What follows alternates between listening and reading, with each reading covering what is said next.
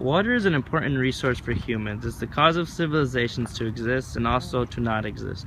It has developed people into new society. It has also helped many civilizations flourish. Most groups of people live next to water due to its value to the people. Now with hydrotechnology, it allowed the people to move farther and bring the water closer to civilizations.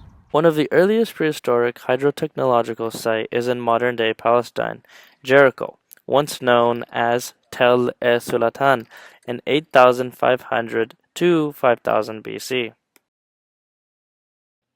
Elisha led to the creation of water reserves, which helped build canals and pipes to supply agricultural and domestication of sheep, goats, and later on cattle. The people of Jericho are also known as the first farmers due to their hydrotechnology. What you see behind me is the Pueblo Museum. Here is where the Pueblo Hohokam people used to live. Due to what you also see behind me, this Grand Canal allowed the Hohokam people to increase their population to about 50,000 people. This canal was a man-made canal by the Hohokam Pueblo people, and this canal also allowed water to be transported to the people instead of them to the water, and it also allowed it for rich agriculture. The Hohokam people occupied Phoenix, Scottsdale, Glendale, Tempe, Chandler, Mesa. Here's a prime example of the Pueblos people's canal system back in the days. As you can see, there's a whole bunch of rocks, and they would pile them together so that they can control the movement of the water. Behind the Pueblo Museum, what we see here is a modern levee. Before this modern levee, the way the Pueblo people used to control their water was with sticks and stones that they used to group together. This hydrotechnology allowed the Hohokams to control the abundance of water or flow of water they needed. Another very advanced civilization when it came to hydrotechnology was the Romans. The Aqua Claudia began with a large, deep basin that collected cold spring water. An underground aqueduct directed it toward Rome, following the contours of the land, sometimes boring deep under the mountains. There were no pumps to move the water along. The system worked solely on gravity. A small, gentle slope for about 50 miles. Much of the Aqua Claudia is still there, buried beneath the surface. That was an example of how aqueducts were used, which typically received water from springs. Due to its downward position, it also allowed water to move into major cities. Here's a Roman example of what we today call pipes. One of the oldest aqueducts from Roman prehistory comes from Appia, which travels up to 10 miles. The second oldest Roman aqueduct, which dates back to around 269 BC, is known as the Anio Vetus.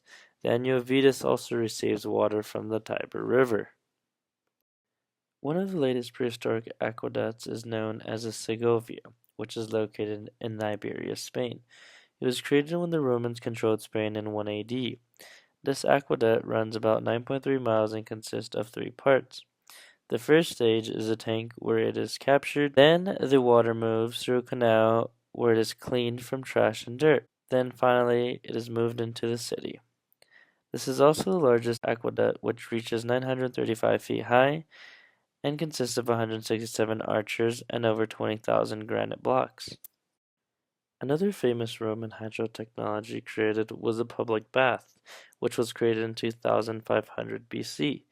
This became a social gathering center that was public and private, and some required an expensive entrance fee. In many of the public baths, the creation of heating water took place. The process to this was by The hypocaust starts in the furnace, which connects to the caldarium, the hottest room. There is an opening on the right to the tepidarium, the warm room. Pillars called pili will raise the floor about 3 feet.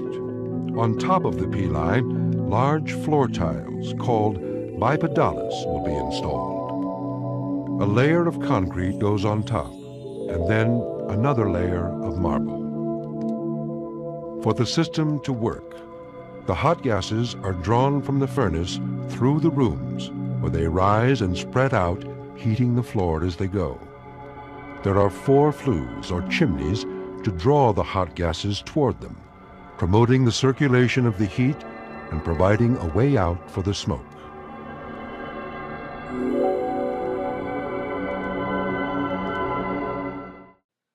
The last civilization comes from Yucatan, Mexico.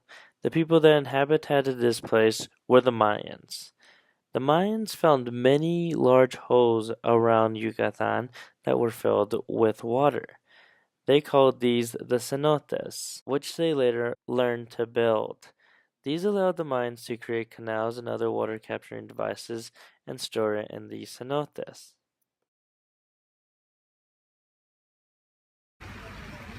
Many civilizations used different ways of moving water.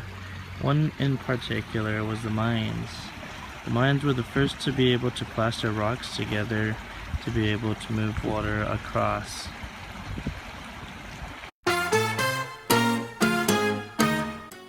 Overall, prehistoric hydrotechnology led to the further advancement in technology and allowed civilizations to flourish in a variety of ways that allowed civilizations to expand, to survive, and to settle further away from water.